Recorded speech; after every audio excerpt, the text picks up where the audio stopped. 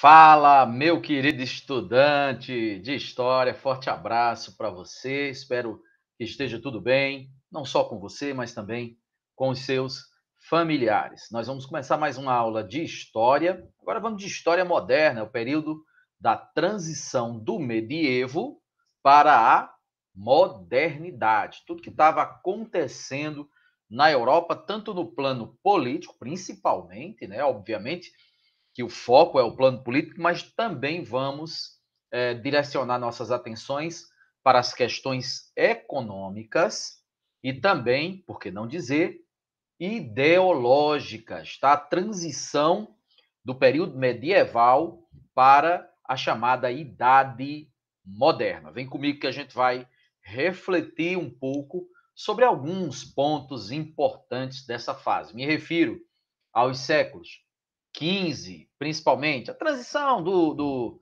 século 14 para o século 15 e, obviamente, o eixo principal vai estar ali na transição do século 15 para o século 16, tá certo? Como eu disse, vem comigo que o assunto vai ser legal. Vamos maximizar aqui o nosso slide, vamos ampliar o nosso slide. Primeiro eu preciso compartilhar a tela, né? Que eu esqueci de fazer isso com vocês. E é isso que a gente vai fazer agora, tá certo? Compartilhando a tela inteira.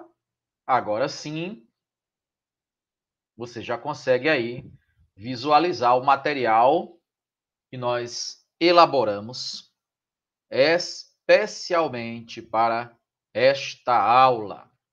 Vamos lá, senhores. Olha só. Vem comigo. Aqui nessa tabela, nós vamos dar uma analisada em 4 pontos, 4 eixos que eu considero centrais, né, e absolutamente imprescindíveis para entendermos bem essa questão, principalmente ideológica, a questão da história das mentalidades, mas também a posição política, econômica e até social, tem o surgimento da burguesia aí, né? Tudo isso que estava acontecendo, sem esquecer o panorama político, tudo isso que estava acontecendo da virada do século XIV, entrando no século XV, da virada do século XV para o século XVI. Primeiro ponto que eu coloco aí, ó, na tabela, na parte que fala sobre a Idade Média, diz assim: fé e dogmas. A igreja defendia verdades absolutas que não podiam ser questionadas e deveriam ser aceitas pela fé. Quer dizer, mediante a fé, através da fé. Como é que vai ser na modernidade? Já passando para a Idade Moderna. Outra linha de raciocínio, outra linha de pensamento, outra vertente de entendimento. Preste atenção que o viés muda e muda consideravelmente. Agora é assim: racionalismo. Toda explicação deve ser baseada na ciência e deve ser comprovada pela experiência, que é o que a gente chama de empirismo. Né? Vamos estabelecer a diferença, vamos estabelecer a correlação, vamos analisar direitinho esses dois pontos? Vem comigo. Primeiro ponto, a Idade Média, fé e dogmas. Olha só, tudo na Idade Média, a gente sabe que a igreja era a instituição mais poderosa. Então, tudo na Idade Média era baseado segundo as questões relativas à fé, aos ensinamentos da Bíblia, ao que dizia a igreja, ao que dizia a religião. Ou seja, a gente chama de dogma toda e qualquer defesa de uma verdade absoluta que não se deixa questionar. Vou dar um exemplo a você. O batismo, para os cristãos, é um dogma. Por que o batismo, para os cristãos, é um dogma? Porque é uma verdade absoluta, da qual não se deixa margem para um outro pensamento, uma outra interpretação, ou mesmo para dúvida. Então, a, a lógica é o seguinte: sem o batismo não há salvação, porque sem o batismo você não é filho de Deus, você é pagão. Então, sem o batismo você não se salva. Isso é um dogma, porque é uma verdade absoluta que a igreja põe como inquestionável. Ou você se batiza e é filho de Deus, ou você não se batiza e é pagão. Um dos dois, não tem meio termo. Não tem segunda interpretação. Não há margem para uma terceira via. Não há possibilidade de se questionar isso. Portanto, dizemos que a ideia do batismo, como item fundamental da questão salvífica, podemos dizer que é um dogma. E tudo na Idade Média, todo raciocínio e toda todas as mentalidades, né, toda a questão ideológica, ela era baseada no que a igreja permitia, no que a igreja dizia, nos dogmas, nas questões relativas à fé, tá certo? É por isso que tinha a teoria teocêntrica, que a gente fala dela já já. Passando para a Idade Moderna, que é a transição que estamos estudando, agora nós vamos ter a Revolução Científica, que vamos tratar disso mais para frente. Nós vamos ter o Renascimento Cultural, que vamos tratar disso mais adiante também, não é na aula de hoje. Ou seja, o pensamento ele vai mudar substantivamente. Até pela questão também da própria reforma religiosa que vai acontecer. Quer dizer, já não era mais suficiente a explicação da igreja.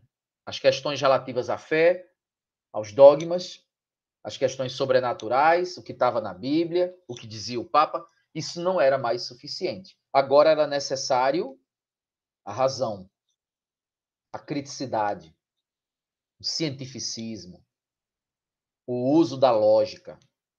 Ou seja, passou-se de um pensamento mais dogmático, mais religioso, né?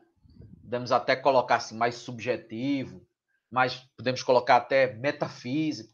Passamos por uma coisa mais concreta, mais real, mais factível, mais crível. Estamos passando para a idade da razão, da consciência, da criticidade, da prova, da contraprova, da cientificidade, do empirismo, quer dizer, experimentar, fazer, tentar, colocar a mão na massa e comprovar se é verdade, se não é. Porque só no plano das ideias, só dizendo que é, só no plano teórico, só por ouvir dizer, ou só por uma tradição, na Idade Moderna já não vai, essas tradições, essas mentalidades já não vão mais atender às demandas. Já não vai ser mais suficiente. Há uma mudança muito grande. Por quê? Porque vai ter a revolução científica, o homem desenvolve telescópio, vai passar a fazer observações astronômicas mais precisas, né? Protótipos do que será o microscópio futuramente, outras teorias surgem que vão pôr em xeque, que vão pôr em dúvida, que vão questionar até então verdades que eram tidas como inquestionáveis e imutáveis, dogmas estabelecidos, tá? Tem um grande pensador, que eu considero um grande pensador, chamado Frei Beto, né? Ele é frei dominicano, escritor, muito conhecido no meio religioso, no meio também das ciências humanas, da história, porque foi autor de livro didático também no passado, que ele fala exatamente que essa era da transição do medievo para a Idade Moderna, as primeiras décadas da Idade Moderna, ele diz que foi não apenas uma era de mudanças, mas principalmente uma mudança de era. Não sei se você conseguiu perceber a profundidade do pensamento de Frei Beto. Não foi apenas uma era de mudanças, mas principalmente foi uma mudança de era. Significa dizer que é uma ruptura muito grande, muito forte, muito acentuada entre o chamado pensamento medieval e o chamado pensamento moderno. Certo, gente? Vamos então para o segundo item, que diz assim, na coluna da Idade Média. Teocentrismo, Deus como centro das explicações. Na coluna da Idade Moderna, antropocentrismo, o homem como centro das explicações. Olha que mudança, né? Na Idade Média, Deus era o centro. Então, se tudo ocorre, ocorre por permissão divina ou por querer divino, seja a sucessão entre dia e noite, o sol, a lua, seja uma simples folha que cai no chão, seja uma guerra que ocorreu, uma doença ou uma epidemia que se debateu sobre o povo, seja uma colheita farta, seja um ano de seca e de privações, de fome, tudo na Idade Média era interpretado assim, era o teocentrismo. Deus no centro, a igreja no centro. Então tudo é o querer de Deus. Tudo ocorre ou não ocorre segundo os desígnios divinos. Como é que vai ser agora na Idade Moderna? Muita mudança, né? O homem é o centro. Significa dizer que o homem pode modificar tudo isso. Agora o pensamento é outro. O homem pode alterar, pode interferir, pode modificar, pode fazer, pode deixar de fazer, e isso implicar em essa ação ou omissão, implicar em mudanças. O homem pode, enfim, colocar sua mão no meio ali e transformar e alterar, né, e modificar. Não é só Deus. Não é só Deus que determina. O homem interfere. Então, a mudança agora de foco. Antes, o que Deus fez, e se é Deus que fez, então a gente não pode interferir. A gente não pode modificar, a gente não pode mexer. A gente não pode questionar. A gente tem que aceitar. Agora, não. Se é o homem quem modifica, quem interfere, quem faz, quem atrapalha ou quem ajuda, quem de alguma forma, né, comanda, então nós podemos também criticar. As ações humanas são passíveis, né, de questionamentos, de dúvidas, de modificações, de alterações, de transformações. Então, tudo isso vai repercutir, quer seja no plano social, político, quer seja no plano econômico ou no plano das mentalidades, né, ideologicamente falando. Terceiro ponto, geocentrismo. A Terra, como centro do universo, ela não se movia, portanto, a sociedade deveria ser imóvel. Como é no pensamento moderno? Heliocentrismo. O Sol é o centro do universo. Se a Terra se movimenta, então a sociedade também pode ser modificada. Bom, na Idade Média o pensamento é o seguinte: se Deus fez o homem à sua imagem e semelhança, é óbvio que ele não poderia colocar o homem em outro lugar, não ser o centro do universo. Ele ia colocar o fruto de sua criação, que ele fez, a sua imagem e semelhança. Ele ia colocar em um planetinha qualquer, periférico? Não. Deus, então, colocou o fruto de sua criação no centro do universo. A Terra é o centro do universo. E aí, na Idade Moderna, né, o homem, com as observações astronômicas, com cálculos matemáticos, né, e outros tipos de observações, passa a entender que a Terra não é o centro do universo, que existem outros planetas, que existem outras galáxias, a nossa é só mais uma, e que não é o Sol quem gira em torno da Terra, e sim o contrário. É a Terra quem gira em torno do Sol. É claro, pessoal, que essas ideias confrontavam o pensamento dominante da igreja, e é óbvio que será extremamente perigoso você duvidar dos dogmas da igreja. Muita gente foi parar na fogueira, queimado pelo tribunal da Santa Inquisição, em função desses posicionamentos. Um deles foi um próprio religioso, um sacerdote, Giordano Bruno, que acabou pagando com a própria vida, queimado que foi no tribunal da Santa Inquisição, ao sustentar teses como essas. Ok? A igreja não admitia. Agora, é óbvio também que com a reforma religiosa, que a gente ainda vai estudar mais para frente, a partir do Lutero, João Calvino, a igreja na Europa, em alguns países pelo menos, vai perder bastante força. Vão surgir outras igrejas cristãs, né, que vai fazer o catolicismo sangrar um bocado, no sentido de perder adeptos, perder força, perder influência. Mas isso em alguns países, porque em outros, como por exemplo Portugal, Espanha principalmente, a igreja nunca perdeu. Pelo contrário, se tornará ainda mais forte. O quarto e último ponto que nós colocamos aqui nessa lâmina é: a classe principal era a nobreza, isso na Idade Média, né? Que possuía terras, os feudos, os senhorios, e apoiada pela igreja, que era a maior das senhoras feudais, não aceitava mudanças sociais. Como é que vai ficar na passagem para a Idade Moderna? A classe principal deixa de ser a nobreza e passa a ser a burguesia, e é até hoje, né? Se você for olhar direitinho. que não tinha terras, mas se enriqueceu e queria deixar de ser vista como pobre, queria mudanças sociais e as conseguirá através de um casamento, de uma aliança que a igreja faz com quem? Aliás, desculpe, a igreja não, a burguesia reformulando. Quem é que vai fazer essa aliança, esse casamento com a burguesia? É exatamente os monarcas. Porque os monarcas na Idade Média eram enfraquecidos, eram figuras fracas. Não tinham terras, ou tinham poucas terras. Não mandavam. Quem mandava eram os senhores feudais e a igreja. Só que esse monarca, agora, empoderado, com o dinheiro da sua aliada, a burguesia,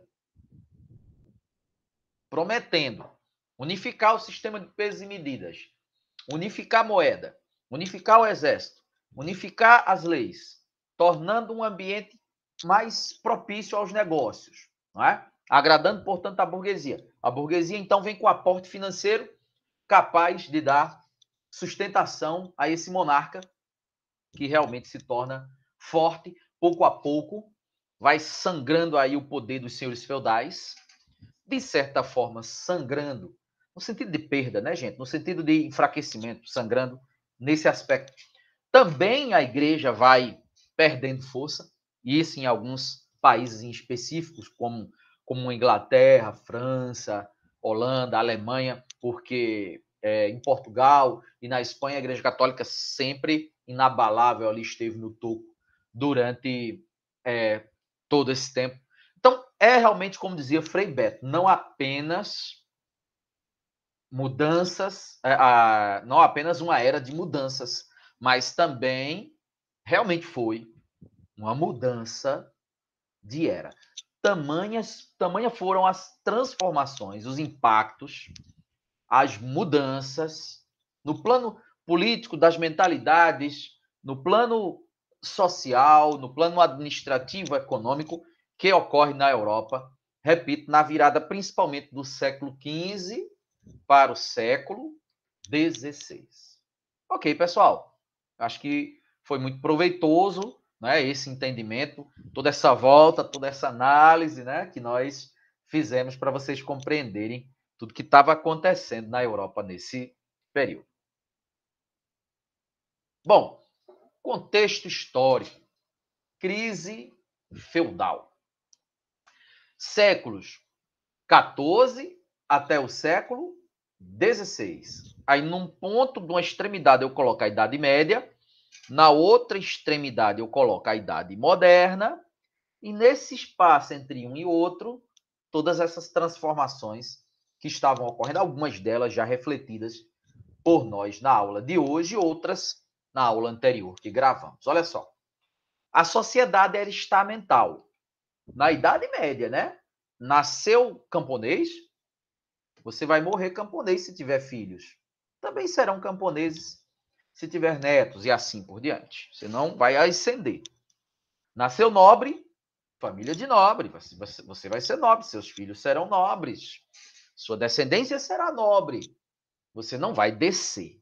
Você não vai recuar. Você não vai para as camadas inferiores.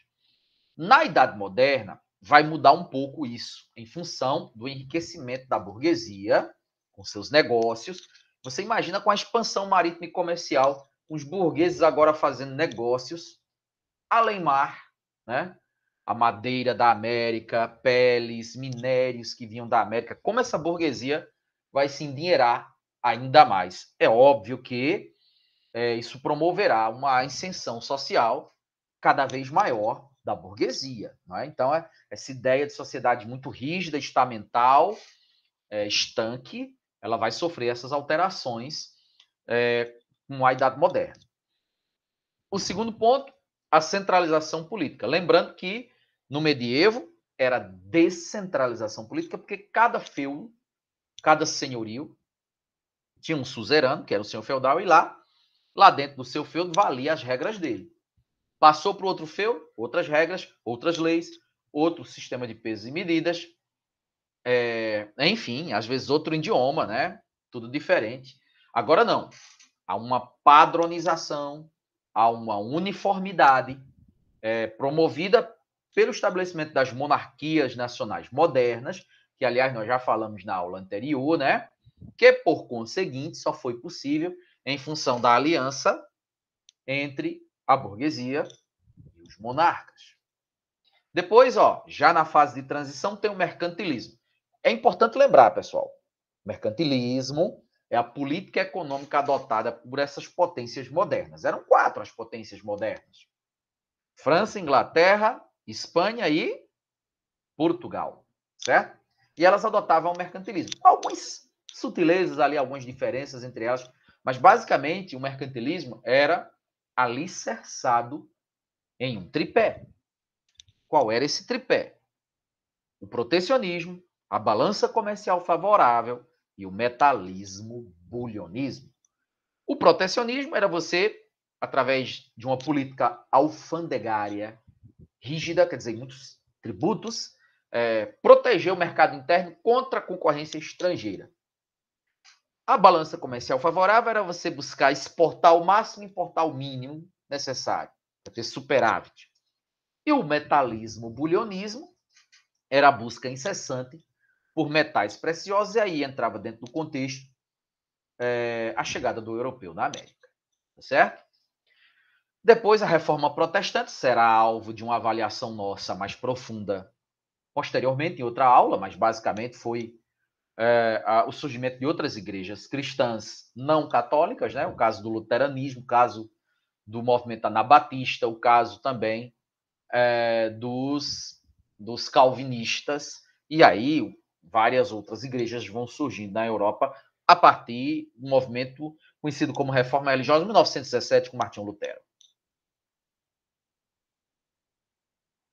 Temos também o Renascimento Cultural, que será objeto de estudo nosso em uma outra aula. Mas é basicamente uma pitada daquilo que a gente vem discutindo nessa transição, com mais repercussão também nas ciências e nas artes, tá? E aí entramos na chamada Idade Moderna.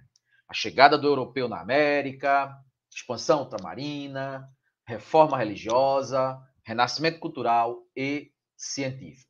Deixando para trás feudalismo, sociedade estamental, as mentalidades baseadas nos dogmas, né? E tudo aquilo, a teoria teocêntrica e tudo aquilo que a gente já analisou, principalmente na aula de hoje.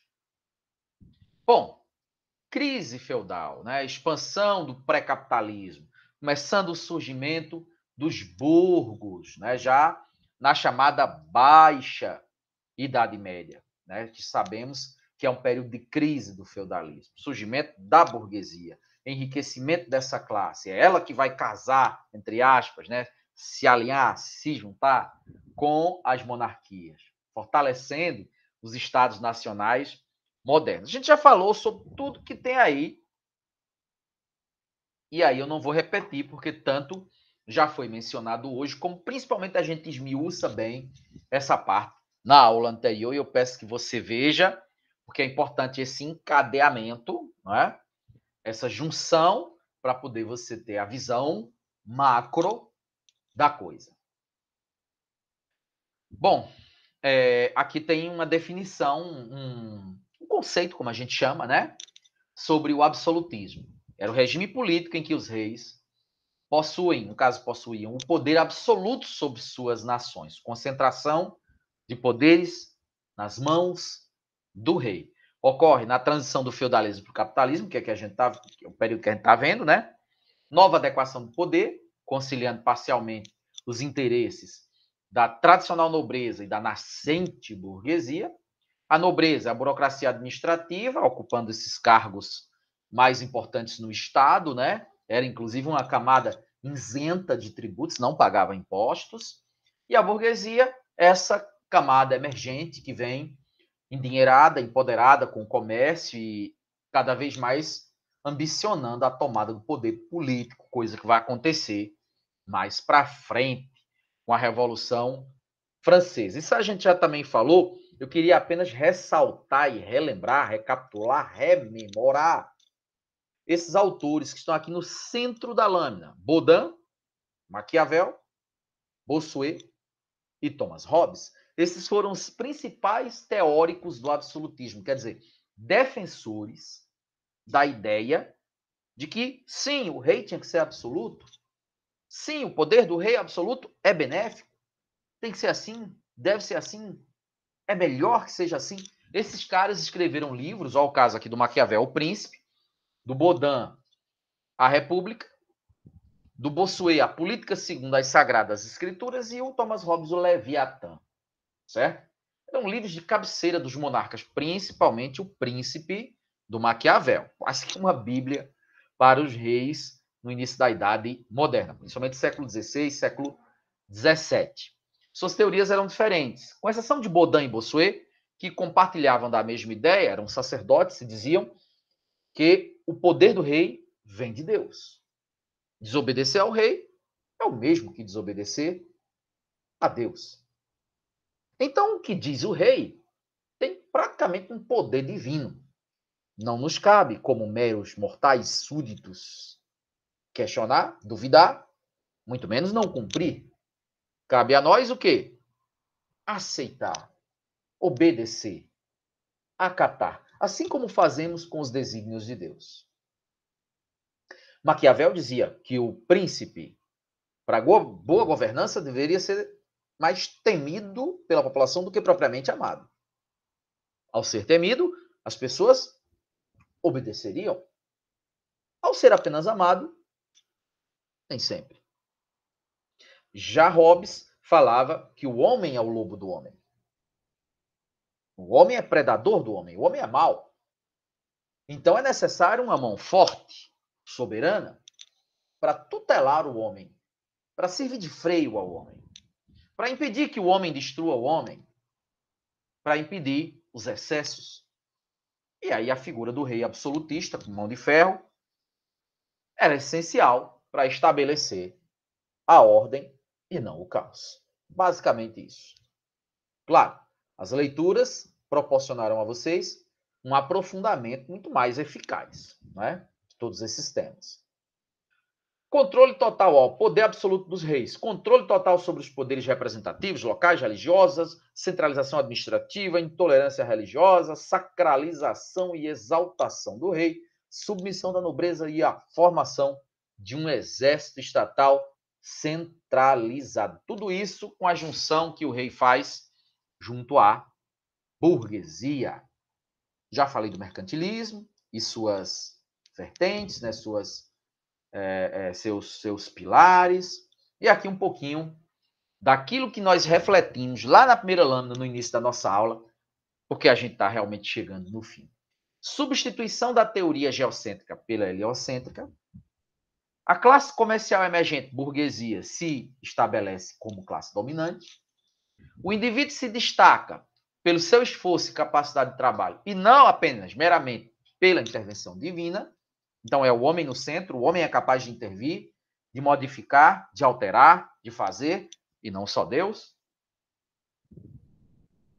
A mentalidade do ganhar, do lucrar, do capitalista, de obter, e não apenas de ser. O desenvolvimento da mentalidade crítica em função da perda de credibilidade só do dogmatismo, conforme, digamos assim, refletimos, né, no começo dessa aula. O questionamento sobre a autoridade da igreja, principalmente a partir de 1517, com a reforma religiosa.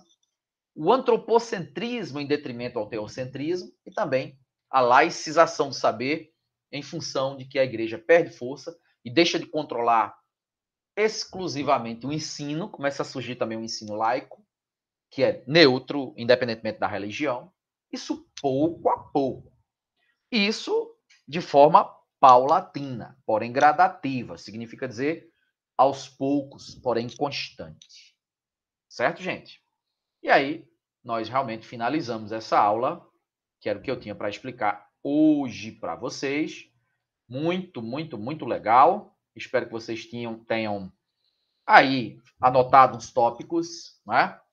Não se furtem das leituras, muito menos da resolução de questões, que vai te dar mais embasamento e apropriação desse conhecimento. Tchau, gente. Até a próxima, se Deus quiser. Valeu! Tamo junto, viu?